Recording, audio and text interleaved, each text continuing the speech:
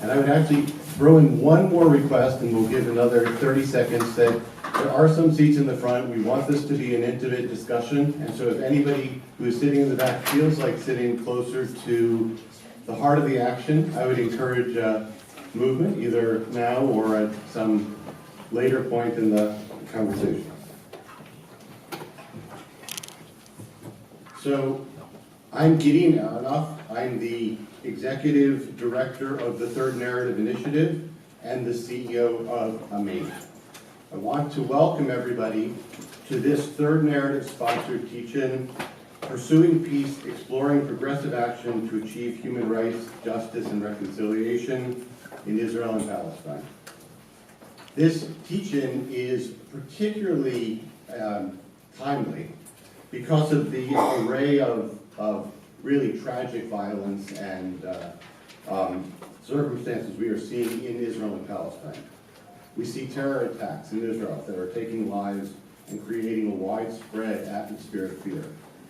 We see reprisal attacks against Palestinians, left-wing Israelis, and others, including Israeli Arabs and the tragic case of an Eritrean asylum seeker. We see irresponsible forms of incitement from officials and also from members of the public in speeches on the streets and in social media. We see increased militarization of the West Bank and of East Jerusalem. We see Palestinian actions in the international sphere that have generated a deeply hostile response from the Israeli government and has created even further distance between the parties. We see continuing mass suffering in Gaza after the last war. We see growing calls from the Boycott, Divestment, and Sanction, BDS movement, for action against Israel, and we see controversial legislation in Israel and in the United States seeking to punish and restrict advocates of BDS. We see rising anti-Israel activity and anti-Jewish activity in Europe, and we see Islamophobic rallies across the United States. We see a complete stalemate, or seeming complete stalemate. We'll see over the course of the discussion how deeply it is, in the negotiations to end the occupation and the settlement construction and to create a Palestinian state living at peace with Israel. And we see a massive descent of the entire Middle East into violence and chaos. The goals that we've set for today are to look very deeply at some difficult issues facing Israel, facing Palestine, and facing the progressive community. We're seeking to engage with each other, to teach, to learn, and to develop ideas for constructive action to make a difference on the ground and to make a difference in our communities. Among the issues we're hoping to look at throughout today's teach-in are the political and cultural issues on the ground in Israel and Palestine. What is the vision for progressive action and the progressive role to address these issues? What are the strategies for humanitarian and political activity that could be done collectively to make a difference for human rights, reconciliation, and peace between Israelis and Palestinians? Media strategies that will provide a deeper and more nuanced form of coverage of the conflict and coverage of cooperative efforts between Israeli, Palestinian activists and their supporters in the West. What we hope today's teaching will do is not be an end, but it will be a beginning of a discussion in this region and a discussion throughout the country of how progressives can make a difference in the lives of Palestinians and Israelis.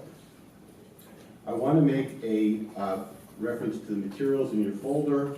The Third Narrative has been putting out some new materials, and we are hopeful that you'll take a look at them at your when you have time. These include something that we're very excited about, a progressive action guide for human rights, reconciliation, and peace in Israel and Palestine. The notion of that being that progressives working together can play a powerful role in making a difference on the ground. We also look at issues around BDS, around anti-normalization, and seek to provide a very different way of looking at these issues than much of the traditional and quite shrill discussion of these topics. We understand that for progressives, BDS is a very appealing notion. Our sense is that it's not an effective notion, and I'm sure that will be something that will come up during the course of these discussions. What we hope to see generated by these discussions and by these materials is a collective vision on how progressives, liberals, people who want to be constructive can push back against ineffective strategies and look forward to effective strategies. Now, before turning to our keynote address, I want to say a word or two about the third narrative, which is the sponsor of this teach-in. The third narrative was established in July of 2013. It was established to engage progressives on issues of Israel and Palestine.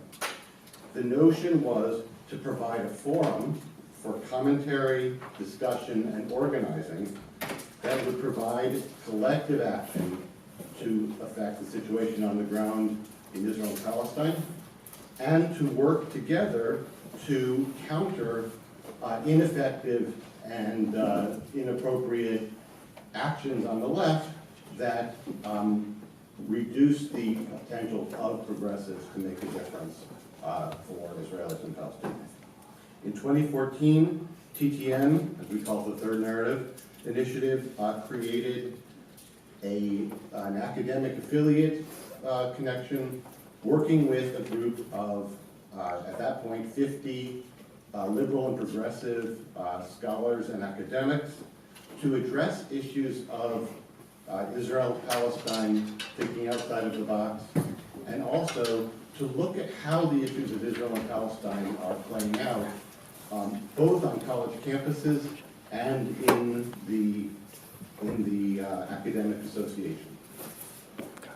We have now grown to nearly 200 progressive academics, and we continue to do work through the Third Narrative movement.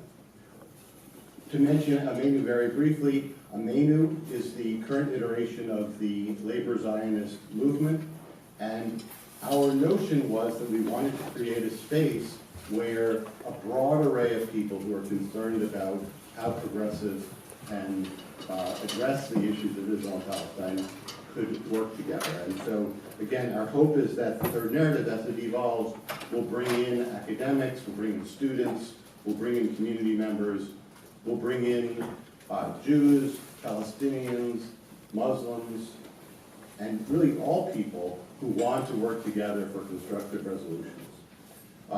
We've done a lot of work with providing materials to students on campus, and while I encourage any scholars and academics here to consider the Third Narrative as a home for liberal and progressive academics, there's a place in Third Narrative for everyone. We encourage you to be part of it. I'd like to make a few thank yous that a number of people played a really key role in making this event possible. I'd like to thank David P. Stone, the Schwartz Family Foundation, Jeffrey and Wendy Schwartz. I'd like to also thank Third Narrative affiliated academics Stephen M. Cohen and Kenneth Stern, and Ameinu TTN President Kenneth Bobb for their guidance on this event. And I'd particularly like to thank the TTN staff and interns, Josh Schwartz, Jeremy Schwank, and Rivka Vater-Koish, for doing so much of the hard work that was necessary to get this done. And again, I'm sure you've all met Josh. If you have any logistical questions, Josh is the person to speak to. He's got it down perfectly. One note to all participants, we are filming and are going to try to use the films as ways of serving as a multiplier effect for the work of this teach-in. The filming will be done of the keynotes and the plenaries. We will not have on the record discussions, and there are several journalists here, but we will not have on-the-record discussions during the breakout sessions, but journalists are welcome to discuss the issues in the breakout sessions with participants for on-the-record comments. I want to end my introduction to the day by just giving reading something that Stephen M. Cohen, one of our academics and a board member of Ameinu, wrote to me, sort of telling me, sort of wishing us well and saying that he wasn't going to be able to be with us today. What Stephen wrote is that his hopes for the day are to provide complex context and history, to humanize the conflict, present the hurts and hopes on all sides, and to offer glimmers of hope for resolution. And so I think with those words, we really are set for a very constructive day of conversation and learning. I now want to move to our keynote address, and to introduce our keynote speaker, I want to introduce Dan Fleshler, a board member of Ameinu, a founder of the Third Narrative Initiative, and author of Transforming America's Israel Line. Introduce Dan to introduce our speaker. Thanks, Gideon. When Steve sent that note about his hopes for the conference and asked for a glimmer of hope about the resolution, I told Peter I would settle for glimmers of hope and I would find glimmers of hope. I think we set our expectations there. Realistically, we might be able to get something out of this. I'm going to try to give the shortest and then effective introduction of the history of these events. Everyone can see Peter's credentials. He's been kind of a gentle thorn in the side. I'll shout. He's been a thorn in the side of the organized American Jewish community because he's asked. All right. Thorn in the side of the American Jewish community in its organized form because he's called for them to not set up a system where young people need to leave their values at the door when they approach Israel. And as somebody who's been sort of a mole in that community for many years, I think that's a badge of honor to be called a thorn in that particular community.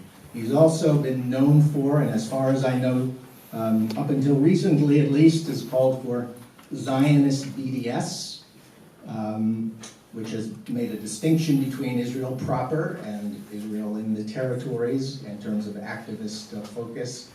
And he's been criticized vehemently by both the far left and the far right.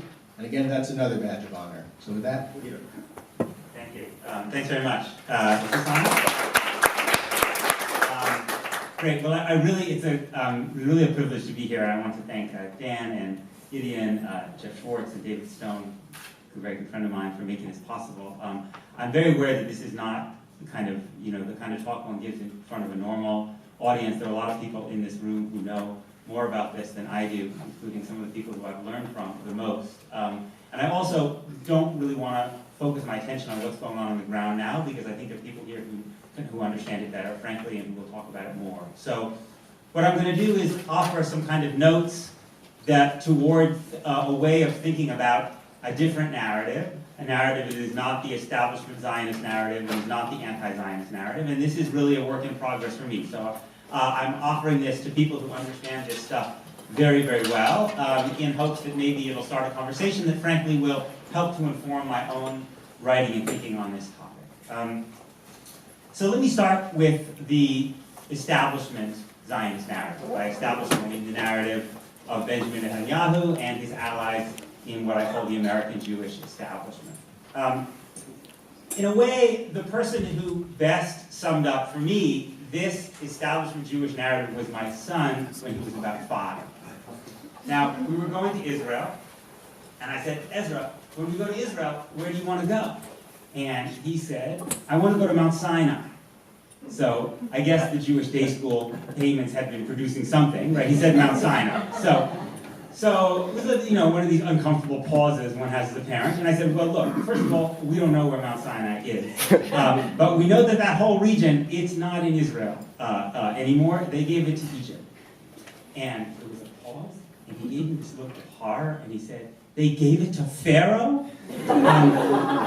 So the reason I think my son encapsulated the establishment Jewish narrative so well is that in the establishment Zionist narrative, Israel's enemies have no autonomous present-day identity.